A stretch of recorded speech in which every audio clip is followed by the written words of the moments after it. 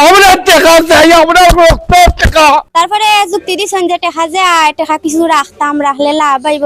আমি 1 লাখ টাকা দিলাম 2 বছরের নিয়াদে, এখন দিয়ে উড়াড়ি, এখন দেখা যায় আমার অ্যাকাউন্টে মাত্র আছে 150 টাকা। খেয়ে খেমলা দিব এটা আমরা জানার বিষয় নাই, আমরা টাকাটা পাইতাম।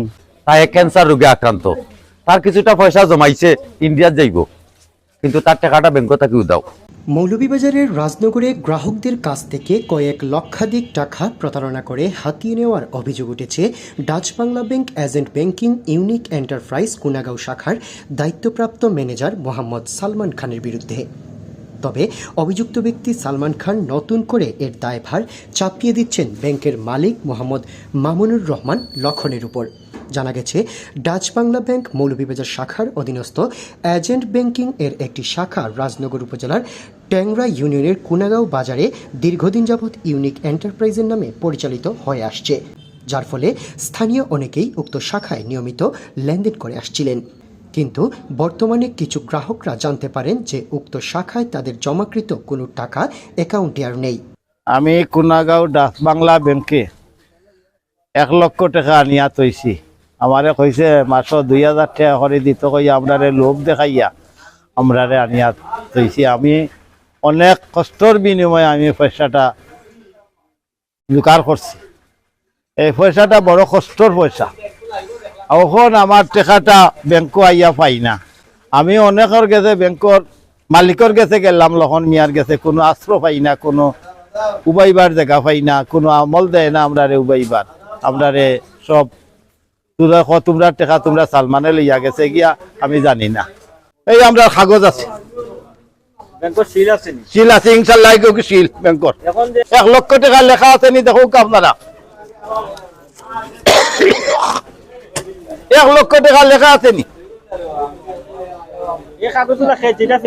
জি ওই ইয়ে থেকে দিছে, ব্যাংক থেকে দিছে, ম্যানেজারে ব্যাংক থেকে দিছে। তারা তাহলে ব্যাংক চালু করছেন, আমার এগে জোর হরি মনোহরে অ্যাকাউন্ট খরাইছেন, সালমান ভাই এগিয়া খরাইছেন।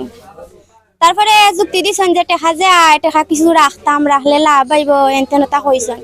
তা আমার স্বামী হয়েছেন টাকা তো, তারপরে টাকা নিয়ে তৈছি, তারপরে কইছি যে টাকা তৈলে তো নাম্বারের সাথে যুক্ত হেনা নিজে আমার দেখা যায় টাকা আইলে নাম্বারও SMS আয়। আমি জিজ্ঞাসি যে আমার সিমও SMS আয় না, হানে আমি যে টাকা জমা রাখলাম করা সার্ভারে কাজ করে না, কয়া তো আমার রিসিট দিছেন, আমার 1 লাখ টাকা রিসিট। তারপরে তো আমি মনে করছি কাম করে না, ফোন দিছি, দেখা যে সালমান ভাই তুমি ইয়ে করো, আমার তো SMS আইছে না, তুমি দেখো ইয়ে সমস্যা হইল না অ্যাকাউন্টও করা না। না এটা কয়দিন গেছে কিনা নিতে, এটার মেয়াদ গেছে কি, তোমার টাকা ঠিক অ্যাকাউন্টও জমা হয়েছে না, অ্যাকাউন্টও নাই। এখন মেন জায়গাত গিয়া দেখা যায় তাই জমা রাখছেন না টাকা। আমি ক্যান্সার রোগে আক্রান্ত হওয়ার পরে অনেক আমার সাহায্য সুযোগটা করছেন, প্রায় 1 বছর হয়ে যায়, তোরা কম বেশি হইব। আমি এখানে টাকা রাখছি, আমার চিকিৎসা করার লাগে ইন্ডিয়া যাইতাম, সালমানের মাধ্যমে সব টাকাও রাখছি। সালমান যেহেতু ম্যানেজার, লখন বাইরে তো চিনতাম না, জানি খালি লখন বাইর ব্যাংক। এখন আমি একটা DPSও করছি কেন, আর আমি ইন্ডিয়া যাওয়ার লাগে রেডি হয়েছি। আমার মানুষের সাহায্য সুযোগটা করছেন, সমাজসেবায় বাংলাদেশ ব্যাংক ধরে আমার 50,000 টাকা দিছে, আমি এগুলো তুলিয়া নিয়া ওখানেও রাখছি ডাচ বাংলা ব্যাংক। তো পরে দিয়া একজন ভাইয়ে এখানে আইয়া কমপ্লেন করছেন, ও শাহজাহান ভাইয়ের ছেলে, তো গিয়ে আমি শুনছি যে এখানে ওলা টাকা মিলেন না। তারপরে আমি আইছি দৌড়িয়া, ইয়া দেখছি আমার টাকাও নাই। তারপরে মেম্বারের বাড়িতে বিচার হয়েছে, বিচারের মাধ্যমে স্বীকার করছে কার টাকা নিছে। আমার 2টা অ্যাকাউন্টও তেনে নিছে, 4,10,000 টাকা এগুলো স্বীকার করছে। আর আরো প্রায় মানুষের বিভিন্ন মানুষেরও টাকা স্বীকার করছে। বিশেষ করে আমরা যারা গ্রাহক আছি সবও গরিব, আমরা এটা হেনস্থা হইতাম চাই না, আমরা টাকাটা ফিরিয়া পাইতাম, খেয়ে খেমলা দিবা জানি না।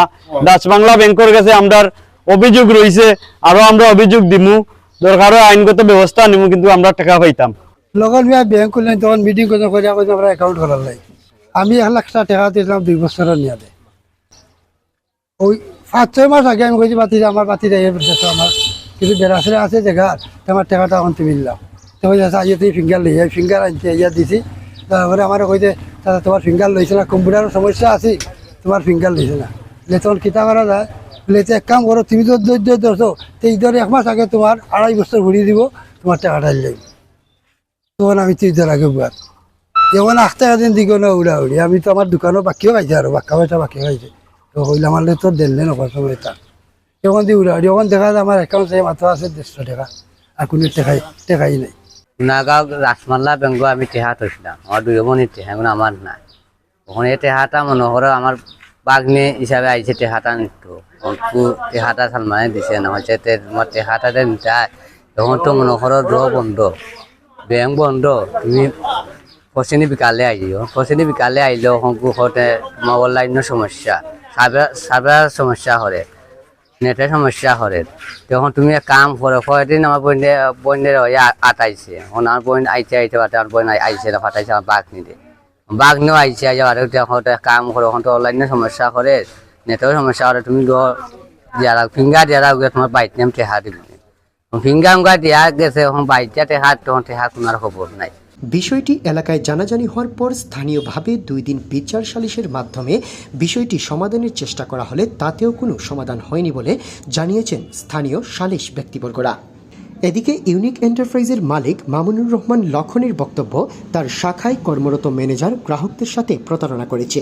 বিষয়টি জানাজানির পর স্থানীয়ভাবে সালিশে বসলে সমাধানের পথে আসি আমরা, কিন্তু এক পর্যায়ে অভিযুক্ত ব্যক্তি সালমান বাড়ি ছেড়ে টাকা পরিশোধ না করে পালিয়ে যায়।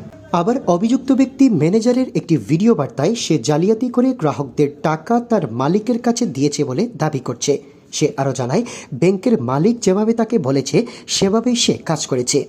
এমন অবস্থায় একে অপরের উপর ছুড়ে দেওয়া অভিযোগের তীর সমাধান পাচ্ছেন না ক্ষতিগ্রস্ত গ্রাহকরা। তাই অতি দ্রুত সুস্থ তদন্তের মাধ্যমে তাদের আমানত ফিরিয়ে দিতে প্রয়োজনীয় ব্যবস্থা গ্রহণ করা হোক, এমনটাই দাবি ভুক্তভোগী সহ সচেতন মহলের। যারা গ্রাহক আসলে টাকা পাইতো এরা আমরা লগে যোগাযোগ করে তো এরারে হয়তো আশু শান্তি দিলাম, কিন্তু মানুষের টাকার লাগি তো মানুষের শান্তি পান না।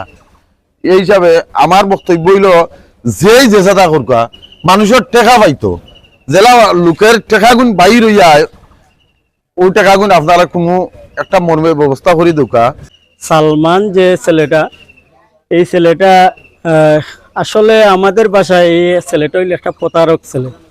এই ছেলে এই ব্যাংকে চাকরি করতো, যার ব্যাংকে চাকরি করতো উনি ওনার সন্তানের চাইতেও বেশি ওরে মানে আদর যত্ন করতাম। এবং আমরা যতটুকু জানি আমার চাচা আসেনি কেন 3 দাফে বৈঠক হয়েছে, 3 দাফে সে টেকা মারিয়া খাইছে শিকার, এবং সবার টেকা দেওয়ার জন্য এ সময়ও চাইছে। আমার চাচাও উপস্থিত আছেন গত লাস্ট বৈঠকের দিন যখন তারে ধরা হয় তখন সময় সে 3 মাসের টাইম নিছে, প্রতি মাসে 3 লক্ষ টাকা করিয়া টাকা দিত। প্রথম মাসে 3 লক্ষ টাকা দিত।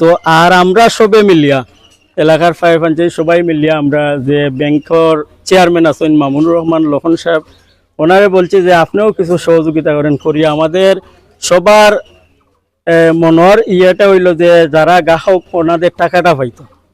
যে কুনাগড় বাজারও একটা ব্যাংক হয়েছিল, আমরা খুব আনন্দিত আসলাম যে আমরা গ্রামের ভিতরে একটা বাজার একটা ব্যাংক হয়েছে। এলাকার মানুষ যেবা যারা ব্যাংকও যাইতে যায় না, মৌলিবাজার রাজনগর যায় না, এরা এখানেও লেনদেন করবো। ঠিক ওইভাবে আমাদের এলাকার কিছু গরিব মানুষ আছে, কেউ সাহায্য সহযোগিতা লইছে, কেউ অসুস্থ মানুষ আছে, তার লাগে কিছু টাকা জোগাড় করছে। যেমন আমি নাম প্রকাশ করতে একটু আগে এখানেও বক্তব্য মনে হয় দিয়া গেছে, ফয়সল নামে একটা ছেলে, তাই ক্যান্সার রোগে আক্রান্ত, তার কিছুটা পয়সা জমাইছে ইন্ডিয়ার যাইব, কিন্তু তার টাকাটা ব্যাংক থাকি দাও। আর একটা নাম উল্লেখ করতে পারতেছি না, আর একজন নারী যেটা ডিভোর্স হয়েছে, ডিভোর্সের কারণে আরো 2 লক্ষ টাকা এই ব্যাংক আনিয়ে রাখছে, পাইছে, কিন্তু হয়েছে না, তার টাকাটাও আজকে ব্যাংক থাকি দাও। আমি বাংলাদেশ ব্যাংকের গেছে আমার আকুল আবেদন, যেটা বিশেষ করে বাংলাদেশ ব্যাংক অফ আজকের প্রধানমন্ত্রী যিনি তারেক রহমান, তার উদ্দেশ্যে কইরাম, ব্যাংক কেন দিছে বাংলাদেশ ব্যাংকের অনুমোদন ছাড়া কোনো ব্যাংকেও দিতে পারে না। এখানে ম্যানেজার সাহেব দোষী উকা, মাজন সাহেব দোষী উকা, কিন্তু আমার উত্তরাঞ্চলের যে গরিব সকল আছে যাদের টাকাগুলি আছে এরা কিভাবে পাইব না পাইব, এটা হইল বাংলাদেশ ব্যাংকের কাছে আমার আকুল আবেদন। এই সংক্রান্ত 2টা সালিশই আমি আসলাম। এই 2টা সালিশও তাকিয়া যতটুক মনে হয়েছে এই ব্যাংকের যে ম্যানেজারের দায়িত্বে আছিল হে স্বীকার করছে যে সেই মানুষের টাকাগুলা নিছে। আজকে একটা লাইভ ওই ছেলেটার, যেই ছেলেটা ম্যানেজারের দায়িত্বে আছিল, হে আজকে ফেসবুক লাইভ আইছে, এলাকার অনেকেই দেখছে লাইভটা। ইনর মাঝে ইয়া হে কিছু স্বীকারোক্তিমূলক কথা কইছে যে তারে কনভেন্স করিয়া আরেকজনের দায় হে যেন স্বীকার করে ওলাখান তারে বাধ্য করা হয়েছিল বা প্রলোভন দেখাইয়া, এটাও আসলে তদন্তর বিষয়।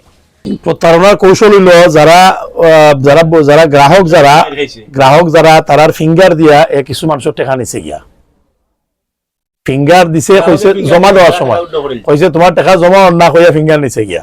তখন আমরা জানতাম পারলাম আগে যে এটা যে ফিঙ্গার দিতে টাকা জমা দিতে ফিঙ্গার লাগে না, টাকা উইথড্র করতে হইলে ফিঙ্গার লাগে।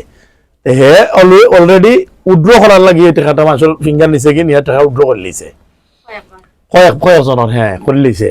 করার পরে এটা প্রতীয়মান হয়েছে যে এরা টাকা পায়, সাক্ষী প্রমাণে টাকা এরা নিছে না, হেও স্বীকার করছে যে এরা টাকা নিছে না, হে যে নিছে টাকা এটা স্বীকার করছে যে না এরা টাকা নিছে না। ব্যাংক বন্ধ করে তৈরি আছে তো আজকে মনে হয় মাসখানে কইব, ব্যাংকও খুলেন না। আমরা খুঁজলাম যে ব্যাংক খুললো, গ্রাহক আউক লেনদেন হোক ব্যাংকও, আর মানুষের একটা বিভ্রান্তি হয়েছে বা মানুষের টাকা একটা জালিয়াতি হয়েছে, এগুলো সমাধান তারা দিত। আজ পর্যন্ত ব্যাংক কর্তৃপক্ষ কোনো দিছে না, গ্রাহক হলে হাঁটাহাঁটি হড্ডা। আসলে জালিয়াতি সেটা ঘটনা সত্য, আর আমরা দুই একবার সালিশ বৈঠক বইছি, হওয়ার মাধ্যমে এটা সমাধানও গেছে, যেটা সাসা হইয়া গেছে। পরবর্তীতে এটা সাকসেসফুল হয়েছে না।